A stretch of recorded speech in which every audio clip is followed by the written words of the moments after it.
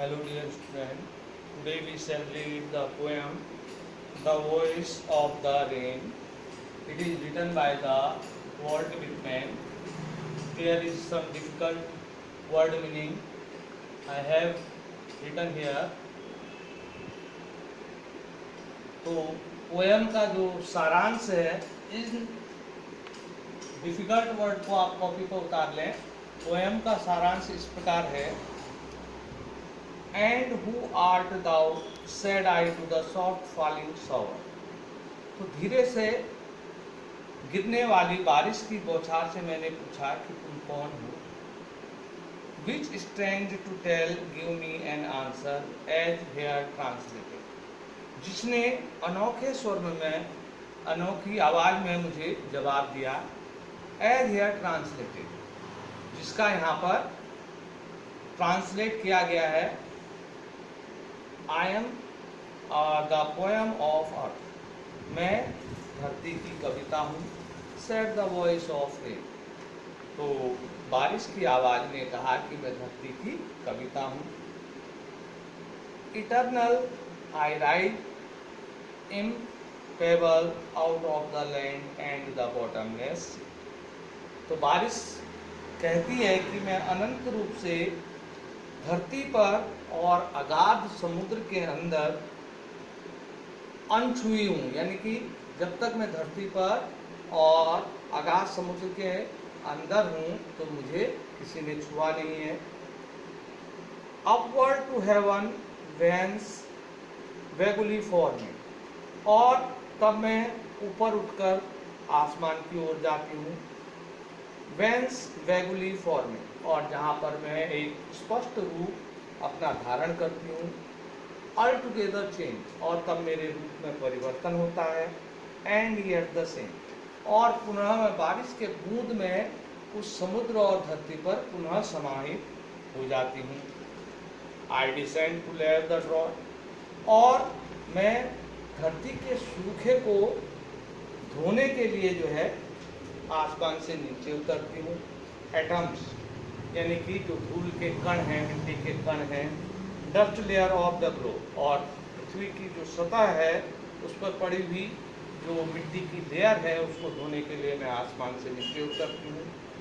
And all that in them without me were seeds only latent unborn, और बिना मेरे, यानी कि बारिश कहती है कि बिना मेरे उत्पन्न हुए जो बीज है, कोई भी बीज है, वह बीज के रूप में ही रहता है जब तक कि पानी उस पर नहीं पड़ता। लेटेंट अनबॉर्न, और वह अजन्मा रह जाता है जब तक कि बारिश की बौछार न हो या बारिश न हो। And forever by day and night, और तब पुनः हमेशा के लिए दिन और रात्रि I give back life to my origin, मैं पुनः अपने जो अस्तित्व है, यानी कि अपना जो उद्गम स्थल है, उसको जीवन दिन और रात्रि पूरे समय पर प्रदान करती हूँ। And make you pure and beautiful, और तब मैं इसको शुद्ध और सुंदर बनाती हूँ। आपने देखा होगा बरसात में सारे पेड़ जिन पर धूल पड़ी रहती है और जो जिनकी ग्रोथ कम होती है वो बारिश के कारण पुनः हरे भरे हो जाते हैं और जंगल भी चमकीले दिखाई देते हैं। पहाड़ आपने देखे होंगे, दूर से पहाड़ भी आपको साफ दिखाई देते हैं। जो धूल यानी कि मिट्टी के पार्टिकल जो आसमान में या कहीं फैले रहते हैं तो वो अभी बारिश से धुल जाते हैं। फॉर सॉन्ग, और गीत के लिए। स्विंग फ्रॉम बर्थ प्लेस, जो मैं अपने वह गीत जो मेरे जन्म स्थान से उत्पन्न होता है। आफ्टर फुलफिलमेंट, पूर्ण उपलब्धि प्राप्त करने के पश्चात। वॉन्डरिंग, वह भटकता रहता है।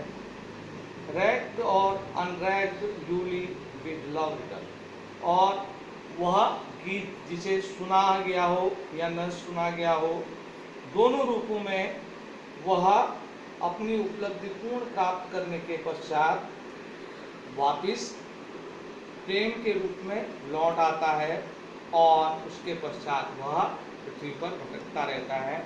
इसमें इस पोएम में विज्ञान का आपने वह चक्र पढ़ा होगा, सुना होगा, उसी को इसने पोएम के माध्यम से व्यक्त किया है, जिसमें पोएम के माध्यम से वह बताना चाहता है कि किस प्रकार विज्ञान में जो वर्षा का चक्र है उसका इसने वर्णन किया हुआ है।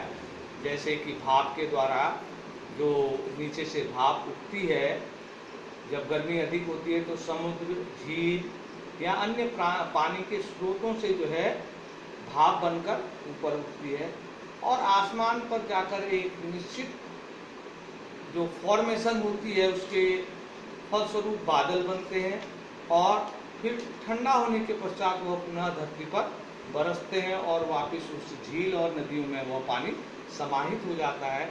इसी चक्र का वर्णन वॉल्ट विटमैन ने इस पोएम में किया है। धन्यवाद।